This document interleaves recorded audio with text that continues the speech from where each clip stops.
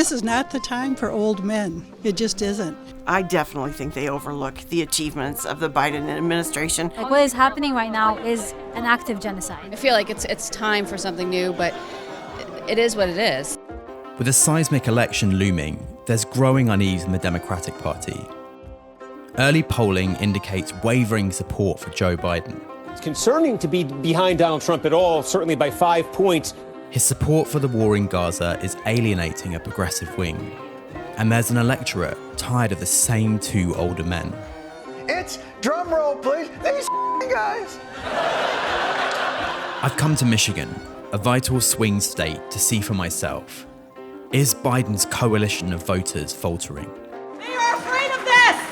They're afraid of this, but this is democracy!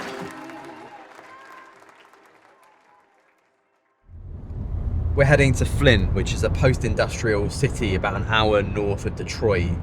I was last here about a decade ago in 2015 when the city was enduring a catastrophic water crisis. Really interested to see now what people think 10 years on, because Biden made some major promises here. I've come to meet a small group of Biden loyalists out in the freezing cold, days before a primary vote. Nice to meet you, Mona. I'm Oliver. You too. Nice to meet you too. I love that jacket. Thank you. You're welcome. And how did you make it here? Important primary. That's why. Okay. Yeah. Okay. Yeah. So you're here just for the primary? Yeah. That is amazing. Thank you. This is a heavily Democratic city, but out on the streets, the response feels lukewarm. I do think he's a little out of touch. I do think his age is a concern. But again, we need Trump to not be a dictator in power, so that's of the utmost importance. You don't get perfect candidates, you get what you get. Are you leaning Democrat or Republican? I'm on the side. Did you vote for Biden in 2020? I did. And you're not sure about it this time? You'll see. She voted for Biden before, and she's undecided now. I wonder if it was because of his age. Can I ask how you feel about his age? Because she didn't say that, but that seems to be instinctually what you're thinking. You know what? I had an opportunity to listen to Joe Biden last week. We were in Washington, D.C., and he spoke to all the county commissioners from across the country. His mental game was on point, in my estimation, from that speech. And he had the audience laughing. He was engaged. He outlined all of the things that he had done for the country. I was impressed with his mental acuity, and I don't have any questions about his mental acuity. I think people kind of overlook some of the policy achievements of this administration. Definitely. I definitely think they overlook the achievements of the Biden administration. The one thing I do remember is my son died from diabetes. He worked 39 hours, but that was considered part-time.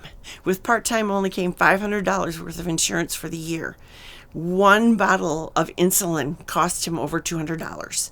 And he used 2 different kinds of insulin, so that means he didn't have enough money for 1 month's supply. Is that one of the reasons that you come out here and do this, even on a cold day when not many folks are home?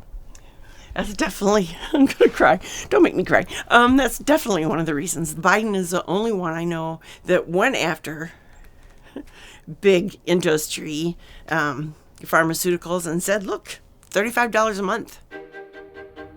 The president's supporters may be mobilizing already, but in the suburbs of Detroit, another movement, a protest vote against Biden's foreign policy in the Middle East, is rapidly growing. This is the most concentrated population of Arab Americans in the country, a group that helped Biden swing the state in 2020.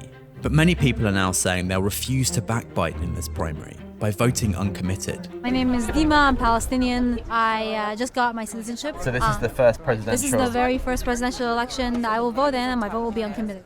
To see our taxpayer dollars going towards just decimating generations of people that have no say in this, it just seems like America should kind of be tired of getting away with this stuff. I can't put my name next to somebody who openly supports genocide. I'm hoping that if we show the Democrats not to take our vote for granted, that they will act. Layla El Abed is one of the founders of the Uncommitted campaign, a group that formed just a few weeks ago. They were aiming for 10,000 uncommitted votes, roughly Trump's margin of victory here in 2016. We're here to tell Joe Biden that we do not want our American taxpayer dollars funding the bombs that are killing innocent children. Ceasefire now! Ceasefire now! Ceasefire now! Ceasefire now! We went for coffee in her home suburb of Dearborn, where 55% of residents are Arab American. So you guys put a lot of faith in your vote last time, and if I'm getting it right, feels like that didn't necessarily pay off. No, not at all. I remember in 2020 asking my family members, asking my friends, really pushing the support around Biden. But right now, our American taxpayer dollars going to support weapons that are killing Palestinians every single day in the thousands, and we need to put that pressure on Joe Biden to change course right now. If the uncommitted vote continues into November during a general election, could well hand Donald Trump Michigan and maybe even the White House. How would you feel if that happened? We know that Donald Trump is not a friend to our community, but right now Joe Biden is in a place of power to change course, and we are not the ones that should be held accountable for that. It is Joe Biden and his administration who will have to answer to that question come November if that's the case. Back in Flint, I came to meet the local county party at a union hall, where members were holding a chili cook-off. Biden took an unprecedented step last year and joined Michigan auto workers on the picket lines calling for fairer wages. Many people here are long-time union members, so we came expecting real enthusiasm. This is not the time for old men. It just isn't. It's dangerous to anoint somebody. That's what we did with the Hillary campaign, and there again, I feel like that's what we're doing again. We need more voices to combat, because Trump, he's a dangerous man. I feel like it's time for something new, but it is what it is. So it's like, I think if he has the best chance. I think it's difficult to have a unknown name and a grassroots campaign. And I think that's what a lot of people are seeking. I think there's just barriers in place that make it difficult to get through on that. Fragile coalition, right? Very. It's playing Jenga with our country, pretty much. Playing Jenga with our country. Ashley Prue, chair of the party here, was counting up the final votes for the cookout. So people are still voting, but I am just starting to tally so we don't have to do it all at the end.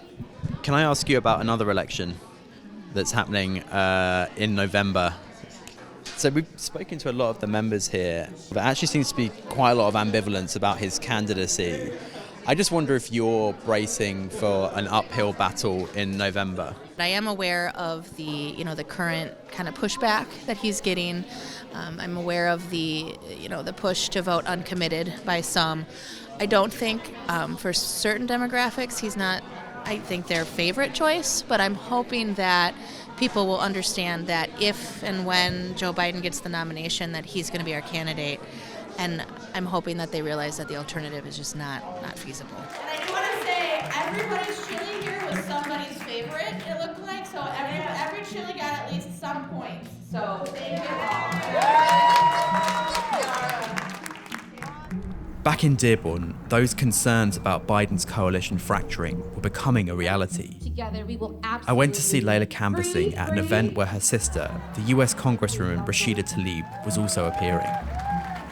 They are afraid of this. They're afraid of this, but this is democracy. This is the only place on earth that we can do it is right here. Thank you all so much. Thank you. Ceasefire now. Ceasefire now.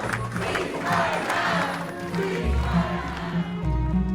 As the day drew to a close, it was clear that although Biden had won this primary convincingly, the uncommitted vote had made a huge impact. I'll just note, with 7% of the estimated vote in now, the uncommitted vote is already at 11,607 raw votes. So that raw vote number is going to grow. In the end, more than 100,000 people voted uncommitted, and organisers declared a symbolic victory. Hi. Hello. How are you guys? Good. How are you? Good. When we first spoke about this, the target was 10,000 votes. Yeah. Seems like you're going to do significantly more than that. Were you expecting that? This just goes to show how deep this issue runs for so many Michiganders and people across the United States that we've been getting call after call from other states asking, how can we replicate uncommitted? And I think what we've been able to accomplish here in Michigan is very telling. And Joe Biden is going to have to act now, otherwise he's going to be in trouble come November. Potential trouble in November may be a while away, but the warning signs in Michigan are clear. With 8 months to go, Biden's campaign is only just starting. But there's already an urgent need to unify support if he wants to remain president.